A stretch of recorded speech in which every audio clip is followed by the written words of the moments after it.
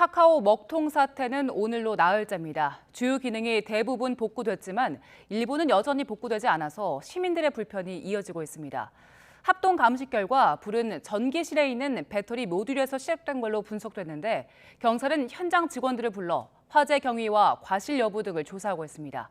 취재기자 연결합니다. 김태원 기자.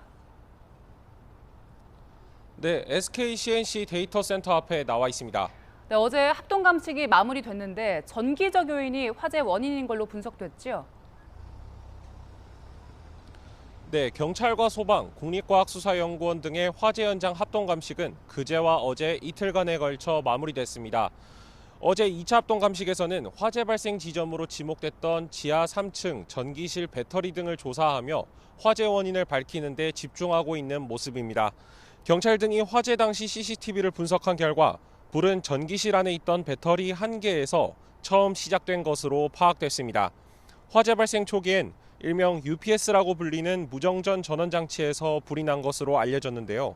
CCTV를 봤더니 리튬이온 배터리에서 처음 스파크가 일어나 화재가 발생했고 곧이어 자동 소화 설비가 작동하는 모습이 확인된 겁니다. 국립과학수사연구원은 이 배터리를 수거한 뒤 분해해 정확한 화재 원인을 조사하고 있습니다. 정확한 분석 결과가 나오려면 3주에서 한 달 가까이 걸릴 전망입니다. 이와 별도로 경찰은 당시 현장에 있던 SK CNC 관계자들을 참고인 신분으로 불러 화재가 발생한 경위를 조사하고 있습니다. 특히 화재 발생 과정에 현장 직원들의 과실이 있었는지와 함께 관리 감독 과정에 문제가 없었는지 등에 대해서도 살펴보고 있습니다. 카카오 서비스는 계속해서 복구가 진행되고 있는데 지금 상황 어떻습니까?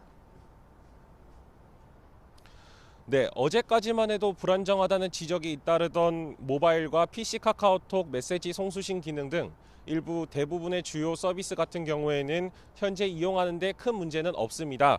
하지만 미처 복구가 마무리되지 않은 서비스들도 있는데요. 카카오는 오늘 오전 9시 기준으로 다음 메일과 톡 서랍, 카카오페이 일부 주요 기능 등이 아직 정상화되지 않았다고 밝혔습니다. 다만 오늘 중으로 일부 기능은 복구 작업이 마무리될 걸로 예상한다고 설명했습니다. 서버 복구에 시간이 걸리면서 카카오는 서비스 전체 복구가 완료되는 시점을 정확히 특정하기는 어렵다는 입장입니다. 이에 따라 카카오톡이나 공식 SNS 계정을 통해 주기적으로 복구 현황을 알리면서 이용자들 불편을 최소화하고 있다고 답했습니다. 지금까지 판교 데이터 센터 앞에서 YTN 김태원입니다.